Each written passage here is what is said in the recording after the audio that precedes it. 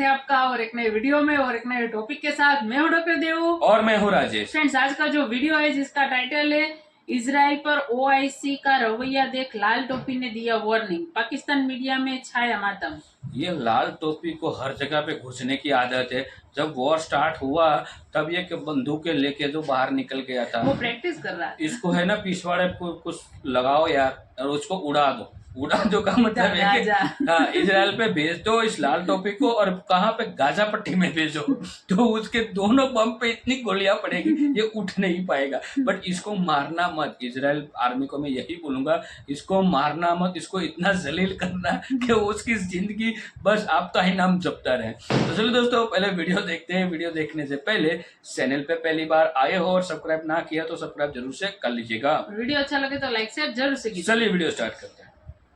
फ़लस्तीन और गजा के मामले पे इसमें कोई शुबा नहीं है कि हर मुसलमान का दिल बहुत दुखी है। नेतन्याहू ने कहा कि जब तक मुकम्मल तबाही नहीं हो जाती, हमास को तबाह नहीं कर देते, उस वक्त तक जंग बंद नहीं हो सकती। हमास से तबाह नहीं हो सकता।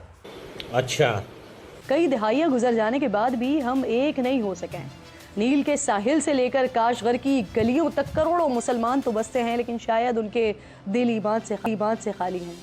उनके कान अहले फ़लस्तीन की चीखें सुन नहीं सकते। इनकी आंखें कमसिन बच्चों की लाशें देखने से कासर हैं। इनको अस्पताल पर गिरते बम नजर नहीं आते। कहा जाता है कि फ़लस्तीन में 10,000 आदमी शहीद हो गए, जिनमें अक्सरियत बच्चियों और औरतों की है। बाद लोग कहते हैं 15,000 चले गए दुनिया से। वाक़या ये है कि फ़लस्तीन में एक आदमी भी नहीं मरा, एक भी गजा में आदमी नहीं मरा।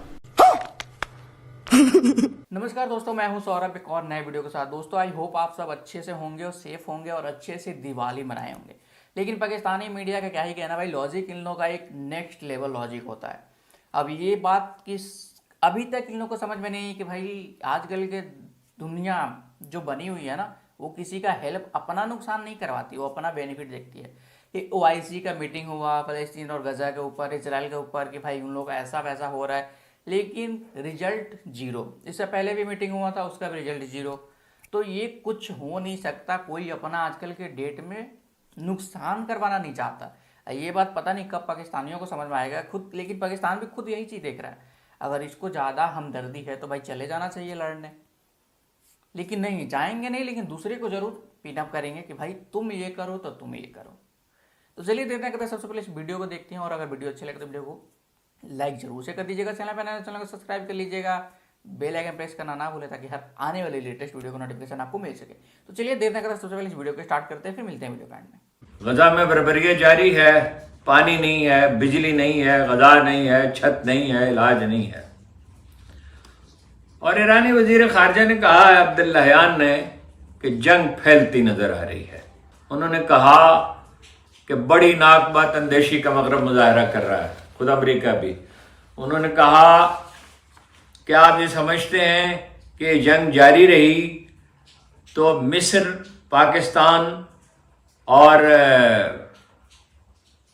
तुर्की उससे अलग तुर्किया उससे अलग रह चुकेंगे। तुर्किया के बारे में उन्होंने कहा कि वो जंग के जब कोई जंग शुरू करते हैं तो उसे ख़त्म किए बगैर टलते नहीं हैं। दुनिया की अजीम तरीन जंगजुओं में से एक कौम है। मिस्र के बारे में उन्होंने कहा कि वो एक बहुत बड़ी फौज रखता है और अगर अवामी दबाव हुआ और उसे जंग में शरीक होना पड़ा तो उसके नताइज तबाहकुन हो गए। पाकिस्तान के बारे में सिर्फ इतना कहा कि पाकिस्तान एक एटमी क़ुव्वत है। मैसेज बिल्कुल वाज़ेह है। गुज़िश्ता रोज़ मोहम्मद मुस्तफ़ा सल्लल्लाहु अलैहि वसल्लम की उम्मत के फ़ैसले करने वाले एक जगह जमा तो हुए, लेकिन कोई फ़ैसला नहीं कर सके। 57 इस्लामी ममालिक के हुक्मरान एक मेज़ पर तो बैठे, लेकिन एक क़ुव्वत बनकर उठ नहीं सके। दुनिया को यकजहती का पैगाम देने के लिए इस्लामी ताउन तंजीम और अरब लीग इजलास को यकजा तो कर दिया गया, लेकिन ये खुद यकजा नहीं हो सके। बल्कि जिन ममालिक ने कोई ऐसी तजवीज़ भी पेश की, उसको भी मुस्तरद कर दिया कि कहीं गलती से यकजहती का कोई पैगाम न चला जाए। ईरान ने गजा के मासूम बच्चों और ख़वातीन की कातिल इसराइली फ़ौज को दहशतगर्द करार देने की तजवीज़ पेश की, जिसको मुस्तरद कर दिया गया। शाम ने कहा कि मुसलमान ममालिक इसराइल का सिफारती बॉयकॉट करें, ताल्लुकात को मुनक़ता करें। इस पर भी साफ इनकार हो गया। इससे पहले भी यानी ये जिक्र होता रहा है, बाद मुबस्सरीन ने मगरब में कहा कि तुर्कों को अगर ख़तरा हुआ, ख़ास तौर पे तुर्क फौज को ख़तरा हुआ, अगर उसे मूव करना पड़ा तो पाकिस्तान उसे एटमी तहफ़्फ़ुज़ फराहम करेगा।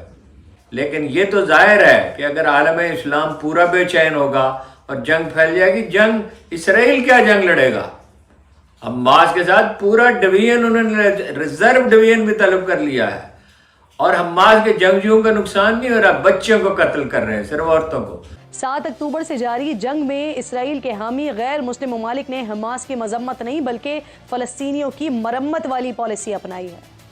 अमरीकी सदर बाइडन सारे काम छोड़ छाड़ फौरन इसराइल पहुंचे हैं। तैयारा बरदार बहरी बेड़े मदद को भिजवाए हैं जो जदीद असलहे और गाइडेड मिसाइल से लैस हैं।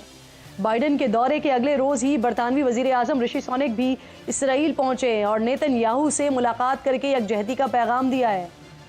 बरतानवी वजीर आजम इससे पहले ही रॉयल नेवी के जहाज बगैरह रोम भिजवाने का ऐलान कर चुके थे। और अब्बास ने कहा कि हम यरगमाली रिहा करने के लिए तैयार है जंगबंदी के बदले, मगर नेतन्याहू ने कहा कि जब तक मुकम्मल तबाही नहीं हो जाती, हमास को तबाह नहीं कर देते, उस वक्त तक जंग बंद नहीं हो सकती। हमास से तबाह नहीं हो सकता। कोई 300 मील लंबी खंदकें हैं, उन खंदकों में हमास वाले ही दाखिल हो सकते हैं। खंदक वो बहुत चौड़ी नहीं होती, 2-2.5 फुट की होती है, 1.5 फुट भी होती है कहीं, तो उनमें तो वही जा सकता है जो जान देने के लिए तैयार हो। और अमेरिका अगर पीछे हट जाए तो इसराइल कोई मसला ही नहीं है। और अगर पाकिस्तानी पायलट उसमें शरीक हो सके, अगर कोई ये सूरत है, 67 में हमारे पायलट गए थे, 73 में गए थे, अगर ऐसी सिचुएशन पैदा हुई, अगर हिजाज का रुख किया इसराइल ने, तो उसका नतीजा ये निकलेगा जैसे कि बाद अमेरिकी मुबस्सर भी कह रहे हैं कि अगर मिस्र और तुर्की, रसूलुल्लाह सल्लल्लाहु अलैहि वसल्लम ने तो तुर्क फौज का तुर्कों का कहा था और हिंद के मुसलमान कहा था, उस वक्त कोई इंडिया में कोई मुसलमान नहीं था। तुर्कों ने तो बहुत बाद में इस्लाम कबूल किया। यहाँ तो यानी मोहम्मद बिन कासम आए और कुछ लोग जो हैं मालाबार के साहिल पर मुसलमान हो गए थे ताजरों की वजह से, चंद सौ की तादाद में। लेकिन रसूलुल्लाह सल्लल्लाहु अलैहि वसल्लम ने जिक्र फरमाया था हिंद के मुसलमान और तुर्क। और अमेरिका में अब ये बात ऐलान कही जा रही है कि अगर ये लोग शरीक हो गए तो तुर्की क्या मज़ाहमत करेगा। 7 जहाज गिरा दिए थे इसराइल के और एक पाकिस्तानी जहाज नहीं गिरा था। पायलटों ने छुट्टी ली, छुट्टी लेके वहाँ चले गए। इस वक्त नाजरीन जो ममालिक इसराइल को असलहा फराहम करते हैं उनमें बरतानिया सर फहरिस्त है। फ्रांस के सदर मैक्रोन भी इसराइल पहुंचने और नेतन्याहू से यकजहती का इजहार कर चुके हैं। ये सिर्फ 3 नाम नहीं है, ऐसा करने वालों की फहरिस्त बड़ी तवील है जो सिर्फ चंद 100 इसराइली फौजियों के कत्ल पर सारे काम छोड़कर इसराइल पहुंच गए हैं। लेकिन मुस्लिम ममालिक तो इस्लामी मुल्क मिस्र की सरहद को नामुकम्मल तौर पर न खुलवा सके हैं कि वहाँ से मुश्किल में घिरे फ़लस्तीनियों की मदद की जा सके, उनको खाना और साफ़ पानी ही पहुँचाया जा सके। 37 रोज़ से जारी जंग में अब तक 11,000 से ज़ायद फ़लस्तीनी शहीद हो चुके हैं, जिनमें हज़ारों बच्चे और ख़वातीन भी शामिल हैं। इसराइल ने अस्पतालों को निशाना बनाना शुरू कर दिया है। आज हमले के नतीजे में अल-शिफा अस्पताल का कार्डियक वार्ड तबाह हो गया है। फ़लस्तीनी हुक्काम कह रहे हैं कि उनके पास फ्यूल ख़त्म हो रहा है। अगर फ्यूल नहीं मिला तो जुमेरात से कम्युनिकेशन सर्विसेज बंद हो जाएंगी, राबते टूट रहे हैं, फ़लस्तीनी मर रहे हैं, जो ज़ख्मी हैं उन्हें इलाज की सहूलियात नहीं मिल रही हैं और उम्मत मजम्मत करके जिम्मेदारियों से बर्ज़िम्मा हो चुकी है। अभी भी भेजना चाहिए। सो थैंक यू दोस्तों, वीडियो को यहाँ तक देखने के लिए। इन लाल टोपी की टोपी उड़ा दो। पहले तो देखो, यही लोग होते हैं जो देश को बर्बाद करते हैं। उसका रीज़न है इन लोगों को मतलब इतना नॉलेज नहीं होता है, क्योंकि ये ज़माना जो अभी चल रहा है उसके साथ वो जीते नहीं। पहली बात, ये मेरी बात आपको पाकिस्तान में बुरी लगे तो मेरे को कोई दिक्कत नहीं है, मेरे को कहीं पे भी दर्द नहीं होगा, लेकिन आपको ये बताना बहुत ज़रूरी है, ठीक है। इन लाल टोपी को है ना, मैं पाकिस्तानियों आपको बोल रहा हूँ, देश का भला चाहते हो तो इसको मतलब वो जो रॉकेट आप बनाते हो ना हर बार, वैसे एक बड़ा सा गुब्बारा बनाओ। और जो गुब्बारा आपने भी लगाया था जब ये हमारे यहाँ पे चंद्रयान लॉन्च हुआ था, उस गुब्बारे के साथ इसको बांध दो और उड़ा दो। देश का भला चाहते हो। देखो ये नेगेटिव लोग जो होते हैं, इन लोगों की वजह से देश की बर्बादी होती है। और अभी जो इजराइल और हमास का जो युद्ध चल रहा है उसमें कोई देश सपोर्ट नहीं कर रहा है, ना तो कोई गाजा को कर रहा है ना इजराइल को कर रहा है। हालांकि इजराइल को सपोर्ट मिल रहा है वो इस रीजन पे मिल रहा है, वो रीजन यही है कि वहाँ पे जो अभी प्रॉब्लम हो रही है वो आतंकवादियों की वजह से हो रही है। तो इन बात में सब लोग सपोर्ट कर रहे हैं कि भाई इन आतंकवादियों का खात्मा कर दो, लेकिन इस बात में कोई सपोर्ट नहीं कर रहे हैं कि जो गाजा में या तो पैलेस्टीन में जो लोग रहते हैं, आम आदमी है, हॉस्पिटल है, उसके अलावा बच्चे हैं, औरतें हैं, बूढ़े हैं, इनके साथ जो नाइंसाफी हो रही है इस बात में कोई सपोर्ट नहीं कर रहा है। इस बात में सब लोग स्टैंड ही ले रहे हैं कि भाई इजराइल को ये नहीं करना चाहिए, और अच्छे अच्छे देश उसको सुनाते हैं। और बार बार आप ओआईसी की मतलब मीटिंग करते हो, लेकिन इजराइल रिजल्ट तो जीरो ही हाँ है। जीरो ही निकलेगा ना, क्योंकि इजराइल को कौन अरे मतलब इजराइल वो की करने जाएगा? इसमें सिर्फ इजराइल की बात नहीं है, इसमें पूरा वर्ल्ड अफेयर लगता है। इसमें पूरा जो सब लोग सोचते हैं कि भाई हमारा देश, हम इतने सालों से मेहनत करते आए हुए हैं, तब जाके हम कोई मुकाम पर पहुंचे, तो हमें नीचे नहीं गिरने हाँ देना तो है। फिर वो तो मतलब इजराइल की आंखों में आ जाएगा। और वहाँ बट ये फिर पाकिस्तानियों problem को हो जाती समझ है में ना। नहीं आ रहा है ना, ये इन लोगों को तो पाकिस्तानियों को लगता नहीं आ है रहा। कि वो उसके अगेंस्ट में कुछ करते क्यों नहीं है। अरे देखो इसमें पाकिस्तानियों तो ये जो लाल टोपी वगैरह जो भी 2-3 और बंदे हैं पाकिस्तान में, और कोई नहीं बोल रहा है। और कोई जो पॉलिटिशियन जो है या तो फिर कोई बड़े पद पे वो कोई नहीं बोला। ये फालतू के जो जैसे लाल टोपी वाले होते हैं ना वैसे ज्यादा बोलते हैं। हालांकि पैलेस्टीन की को हमदर्दी सभी को है, भारत को भी है पैलेस्टीनियों के लिए, ठीक है।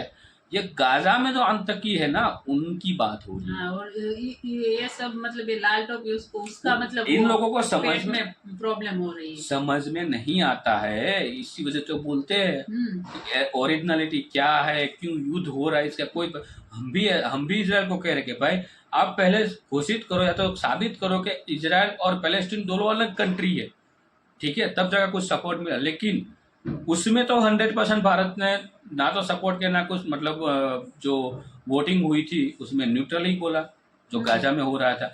लेकिन पाकिस्तानियों पहले डिटेल्स जान लिया करो और फिर बात कर लिया करो। आपके देश का बेड़ा गर्क हो चुका है। और देखो जितने भी मुस्लिम कंट्री वो क्यों नहीं सपोर्ट कर रहे, उसका रीजन है भाई वो लोग चाहते हैं कि उसका देश और आगे बढ़े, उसको स्ट्रॉन्ग बनना है, ताकि अमेरिका जैसे कंट्री जो है, चाइना जैसे कंट्री, इंडिया जैसे कंट्री जिसके साथ वो स्ट्रॉन्ग से खड़ा रहे, ठीक है। और इन लोगों को जो है ना लास्ट में तो गटर में ही जाना है, ये पक्का है। हर बार मैं बोलता हूँ, इस बार भी बोल देता हूँ। तो दोस्तों आज की वीडियो फिलहाल समाप्त करते हैं, आपसे विदाई लेते हैं और मिलते हैं और एक नए वीडियो में आपके साथ। टिल देन जय हिंद, जय भारत।